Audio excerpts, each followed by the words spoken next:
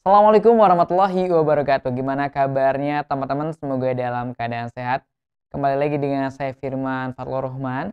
Hari ini kita akan belajar tentang HTML. Apa itu HTML? HTML adalah salah satu bahasa komputer untuk membuat struktur sebuah website. Jadi kita akan belajar tentang coding nih ya. Dan kenapa harus belajar coding? Nah, di atas ini ya. Kenapa kita harus belajar coding? Yang pertama adalah peluang pekerjaan, teman-teman. Karena peluang pekerjaan ini di masa depan itu sudah masuk ke dunia IT. Jadi, teman-teman yang punya hobi tentang IT ini sangat beruntung sekali ya, karena nanti di tahun 2025, 2030 itu banyak puluhan juta tenaga IT yang dibutuhkan di Indonesia. Jadi, ini peluang pekerjaan yang sangat luas ya di masa depan. Apalagi sekarang dengan industri 4.0 ya, semuanya terhubung dengan internet. Yang kedua adalah teman-teman tahu kan orang terkaya dunia siapa sekarang? Kalau nggak Jeff Bezos yang punya Amazon, ya Bill Gates ini ya. Nah, dan 10 orang terkaya dunia itu adalah orang-orang IT ya. Ada Jeff Bezos yang punya Amazon, ada Bill Gates, ada Mark Zuckerberg ya. Ada juga orang terkaya di Cina, salah satunya adalah Jack Ma yang punya Alibaba. Kalau Mark Zuckerberg punya apa nih, tahu nggak? Punya Facebook ya. Nah, itu salah satunya. Jadi teman-teman, kalau bisa kita juga kalau mereka bisa kita juga bisa, intinya gitu ya. Nah, selanjutnya adalah penghasilan yang besar ya. Menurut survei, penghasilan orang-orang IT itu cukup besar ya dibandingkan dengan penghasilan karyawan-karyawan biasanya ya. Ya minimal 10 juta atau 9 jutaan sampai ke atas, bahkan ada yang 20, 30 tergantung dengan kemampuan dan portofolionya gitu teman-teman ya. Oke. Yang keempat adalah teman-teman juga bisa meningkatkan kemampuan berpikir secara logis ya. Nah, kenapa nanti teman-teman akan diajarkan untuk sesuai urutan, sistematis dan logis nanti. Karena nanti selain HTML, kita akan juga belajar CSS dan belajar JavaScript, teman-teman. Oke.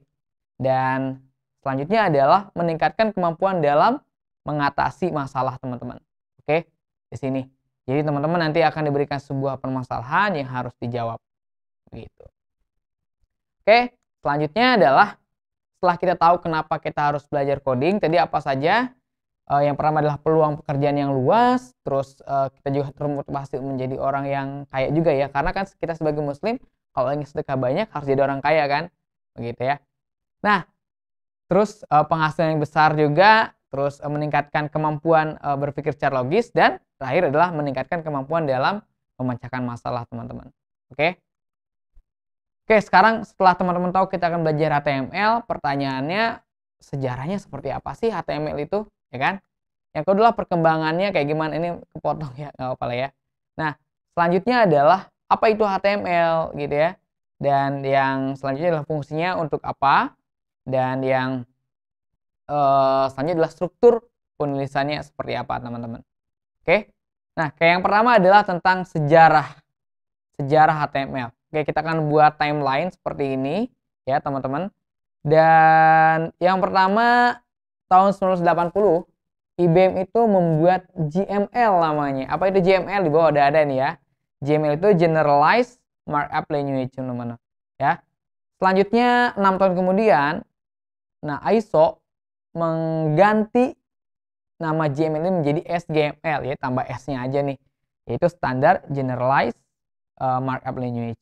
Nah, akhirnya tahun 89 ya, 89 Tim Berners-Lee dari CERN itu mencetuskan HTML. Nah, orangnya yang mana? Orangnya seperti apa sih nih? Ini ya. Nah, dia juga yang kalau teman-teman pernah mendengar WWW, World Wide Web, dia adalah salah satu yang menciptakan WWW juga gitu, teman-teman ya. Oke. Nah, selanjutnya adalah perkembangan. Nah, HTML sekarang itu kita sedang berada di HTML5. Tentu saja bertahap kan, nggak ujuk-ujuk jadi HTML5 kan. Nah, tahapannya dimulai dari HTML 1.0, teman-teman ya. Nah, di sini 1.0 ini kayak biar kelihatan. Nah, ketika pertama ada itu dia baru bisa memunculkan heading, terus paragraf, hypertext, list, cetak tebal, dan miring serta gambar teman-teman. Setelah itu diperbaiki lagi, ditambahkan lagi kemampuannya. Ada di HTML 2.0 itu bisa ada penambahan form lebih interaktif.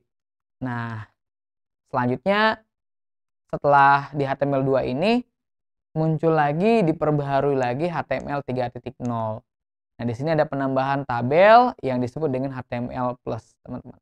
Oke.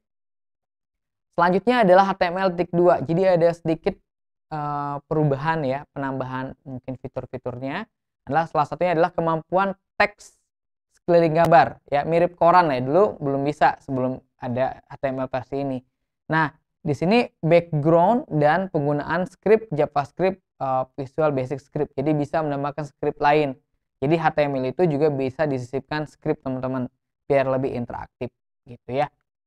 Oke, selanjutnya adalah HTML 4.0. Nah, ini sudah mulai berkembang lagi. Nah, di mana dia ada perubahan isi nih ya, salah ngetiknya. Semua perintah HTML seperti tabel, image, link, teks, meta, terus image map, form, dan lain-lain teman-teman.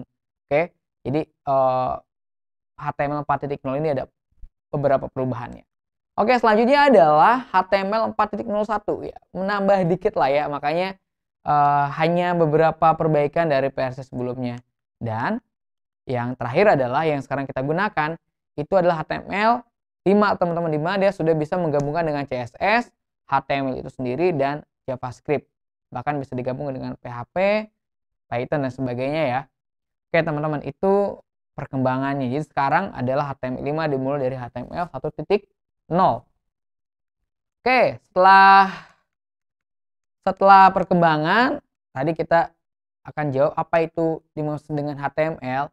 HTML itu singkatan dari Hypertext Markup Language teman-teman ya. Jadi dimulai dengan tag pembuka, ini tag pembuka, diakhiri dengan tag penutup untuk membuat sebuah website ya.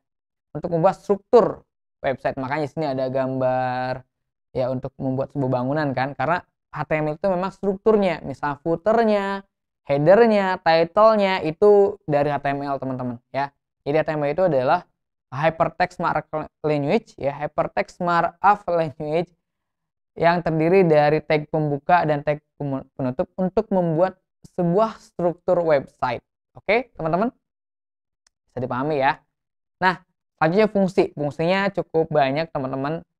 Yang pertama sudah kita bahas tadi adalah membuat struktur halaman web ya, ibarat sebuah rumah, HTML ini kayak strukturnya gitu ya. Terus membuat link navigasi, kita juga bisa misalnya ada tab-tab menunya gitu, ditambah juga menampilkan database, terus menunjang bahasa lainnya seperti JavaScript dan lain sebagainya teman-teman ya. Terus berbagi file dan mendesain tampilan website ya. Ya, ini hampir sama dengan strukturnya ya. Karena HTML ini untuk menempatkan beberapa bagian seperti misalnya judulnya di mana gitu ya, dan lain sebagainya. Oke, nah selanjutnya adalah tentang struktur teman-teman, struktur penulisannya. Oke, sekarang kita lihat ini adalah contoh sebuah website sederhana banget ya, hanya terdiri dari kata halo di sini. Di sini ada kata halo, terus isi halaman web. Saya sedang belajar dasar penulisan HTML ya. Nah, ini dinamakan dengan judul ya. Oh iya, di atas ini namanya tab teman-teman atau title. Tulisannya itu adalah belajar dasar penulisan HTML. Kebaca nggak? Ada ya di sebelah sini ya. Nah, ini tuh terus ini tuh dasarnya dari mana? Nah, kita lihat struktur penulisannya ya. Nah, struktur penulisannya yang tadi itu, yang ini itu dari sini teman-teman. Nah, cara penulisannya dimulai dengan doc type HTML, terus ditulis lanjut dengan HTML, ada headnya, title. Nah, ini title yang di atas itu. Nah, ini belajar dasar penulisan HTML, ini adalah title-nya. Terus head lagi, lihat ya, ada tag pembuka di sini, terus tag penutup, semua juga sama. Headnya juga tag pembuka, ini ditutup dengan slash, ada slashnya ya di sebelah sininya ya. Oke, terus body dibuka. Nah, terus baru halo H1 ya. Terus P isi halaman web, ini adalah paragraf. Terus P lagi, saya sedang belajar dasar penulisan HTML. terus ditutup dengan body. Kalau sudah selesai bodinya ditulis. Selanjutnya adalah diakhiri dengan HTML. Jadi dimulai dengan HTML di sebelah atas ya, terus diakhiri dengan HTML lagi dengan tag penutupnya, teman-teman. Nah, jadilah sebuah website statis sederhana ya, isinya seperti ini. Yang ini H1. Kalau ini kenapa gede, karena saya zoom ya di laptop saya, terus saya screenshot gitu, teman-teman. Oke, jadi ini adalah dasar penulisan HTML. Lebih jauh lagi kita akan belajar karena kita akan menggunakan Proget ya, website pembelajarannya mungkin sudah saya share kalau ke anak-anak SMA Nurul Fikri gitu. Dan teman-teman bisa belajar juga menggunakan Notepad++ ya. Banyak sekali cara untuk belajar HTML ini ya. Dan kalau bisa tidak hanya belajar HTML, juga CSS. Makanya saya menggunakan Proget untuk belajar ini, karena nanti teman-teman akan belajar HTML, CSS, dan JavaScript. Minimal bisa itu, nanti sehingga teman-teman bisa membuat website yang lebih dinamis ya. Dan bagus tentunya. Oke, tidak hanya sesederhana ini. Oke, itu teman-teman. Terima kasih, mudah-mudahan bermanfaat. Jangan lupa di subscribe, like, share, komen video ini. Saya Firman Fadlur Roma undur diri. Assalamualaikum warahmatullahi wabarakatuh.